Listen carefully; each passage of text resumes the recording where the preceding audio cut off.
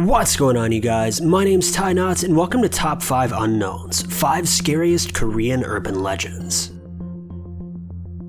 Number 5.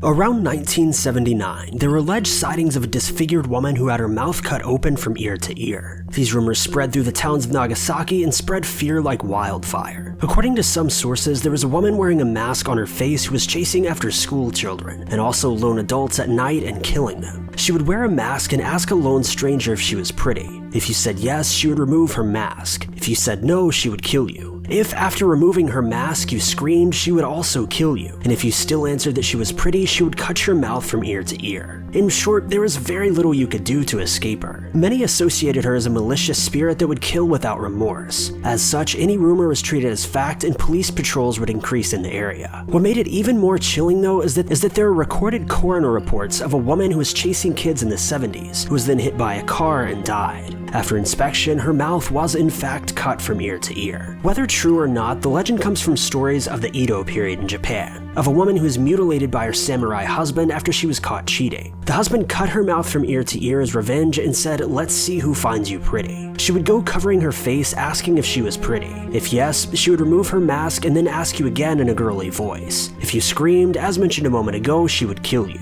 The only way to escape her was to give her a vague answer or ask her if you were pretty instead. If she took the time to recollect her thoughts, you had a chance to run away to safety.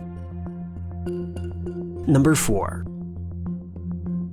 This story was told to children about a particularly nasty ghost that would live in the toilet and patiently wait for you. Once you started your business, the ghost would stretch its hands from inside the toilet and ask you what color of tissue you wanted, either red or blue. Promptly, to prevent your escape, the toilet would then be locked. If you said you wanted red toilet paper, the ghost would skin you alive and leave your body red with blood. If you said blue, the ghost would choke you and leave you blue from suffocation. If you asked for a different color, the ghost would drag you to the netherworld where you would live for eternity. However, if you declined the offer, the ghost would peacefully depart.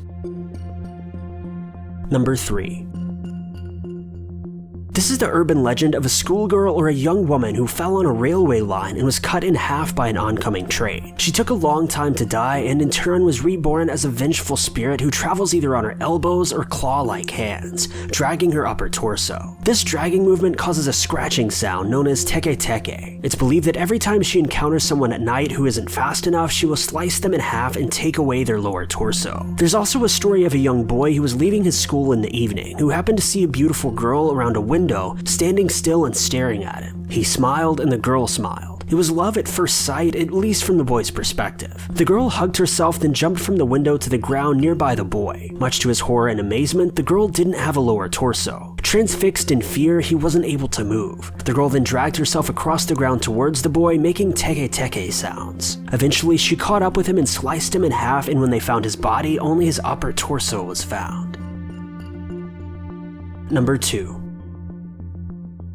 Mr. Cuckoo is one urban legend that reflects the depth of hatred that the human sight can go to. As the story goes, Mr. Cuckoo was a mentally ill patient who would occasionally scare people on the streets before he was checked into an asylum. While he stayed there, he was mistreated by the medical staff, and one woman in particular beat him senseless without ever being provoked, leaving him with a scarred heart. Eventually, after much struggle, he managed to escape the asylum without leaving much of a trace for the police to follow. This mistreatment, however, was nurtured to fruition, and when he recovered, he went out on a revenge spree against the female kind. Mr. Cuckoo's method of execution is simple, harsh, yet full of emotion. First, he would lure girls either back to the schoolyards or alone in a darkly lit street by saying, "Cuckoo, cuckoo." If they stopped and looked back, he would beat them senseless to death with a baseball bat. He's also said to carry an axe with him on a few occasions. From sources, he's said to have killed between 20 and 30 girls on these revenge missions. Few details about his appearance have come forth, though some girls claim to have seen him and suggest that he's a tall man, about 30 years of age and wearing a black brim hat. Whether he's a myth or not, he's one emotional serial killer on the loose.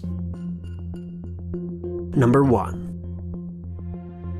This is more of a story than a legend. Of course, it's all mythical and interesting, but it doesn't give the origin of the phenomenon. Following the previous outbreak of foot and mouth disease in South Korea, people, especially farmers in remote villages, saw it wise to bury the infected dead carcasses of pigs and cows in mass graves around the country. What they didn't anticipate was what happened next. One farmer in particular said that he heard a man cry for help from a grave where infected pigs were buried.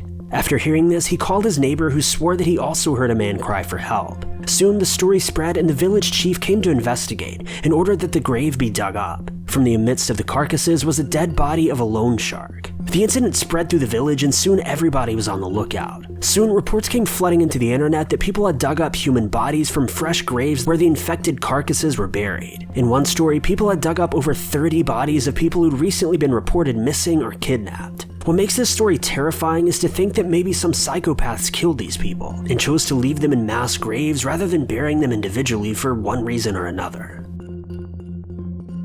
Thank you guys so much for watching. If you liked this video, be sure to click that like button. Also, don't forget to subscribe and click that notification bell to keep updated with our videos.